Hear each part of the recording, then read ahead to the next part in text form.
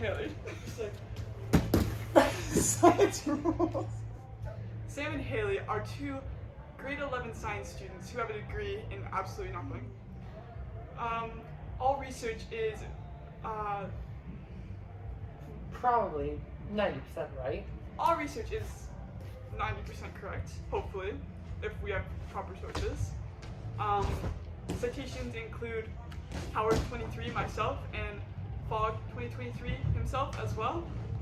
All facts should be taken into a grain of salt, assuming we are grade 11 students, not professionals. Today we are going to be talking about aneurysms. Aneurysm is a type of bulge that occurs in a weak area of a blood vessel that's typically in or around the brain. The first site is usually just a typical severe headache. However, you feel like the constant pressure of blood flow pushing through the weakened section outward, creating a blister-like bump. Whereas you see here, it becomes a large attachment to the blood vessel. Go. Aneurysms, when ruptured, can cause internal bleeding and can often lead to death. Very bad. You may be fatigued for up to 12 weeks after having an aneurysm, even worse if it ruptures. If you have a stroke of your aneurysm, you may have trouble with speech or fainting, muscle weakness, or numbness. Early on symptoms can look from anything like nausea, vomiting, blurred vision, very severe headaches is your first sign, sensitivity to light, seizures, or even an outward bulging balloon-like shape that comes out of the brain that's caused by the balloon-like structure of the aneurysm itself. Brain aneurysms are typically diagnosed using angiography. Angiography is a type of X-ray used to check your blood vessels. So as you can see here, it's basically a black and white photo where you can just see the dark lines from the vessels. So it's a very easy way. If you look here, there's a larger bulge in it. So that's what you're looking for when you're seeing an aneurysm or diagnosing one. It involves, so basically they insert a needle, and it's usually in the groinal area, and then they take a narrow tube called a catheter that can be guided into one of your blood vessels.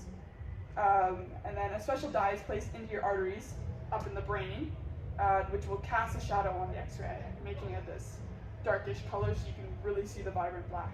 The outline of the blood vessels is more present, and you can see where the abnormalities are within the brain.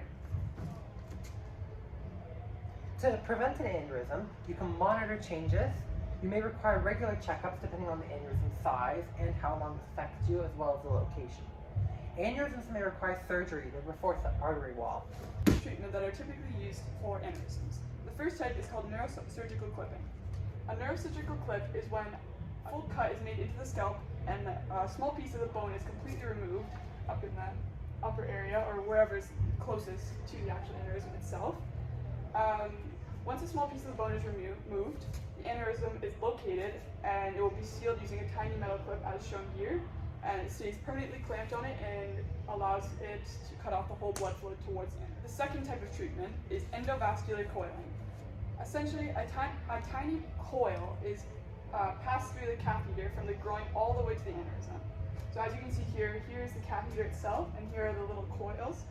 And by sending this up into the aneurysm itself, it cuts off the whole bloodstream and seals up. If someone recovers safely from an aneurysm, they could expect 10 to 12 weeks of rest, and then they'll be back to their regular life.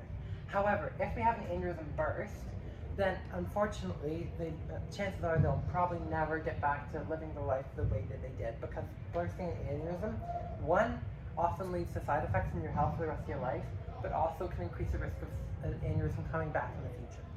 On society, aneurysms don't take a great toll, especially on our healthcare. They're a pretty uncommon condition to be diagnosed with. So hospitals are typically concerned about them, they're not frequent. The surgeries and operations they do to prevent them or to treat them are safe procedures. They have very good odds of coming back to full normal day-to-day activities after the procedure is over. So therefore it's not stressful on the patients or the doctors. New technology, including dynamic morphology correction, allows surgeons to work faster and be more precise. This technology creates models of the patient's brain and makes it easier for surgeons to get a simple image. Since the X-ray images aren't necessary, iodine contrast is used less and the risk is minimized.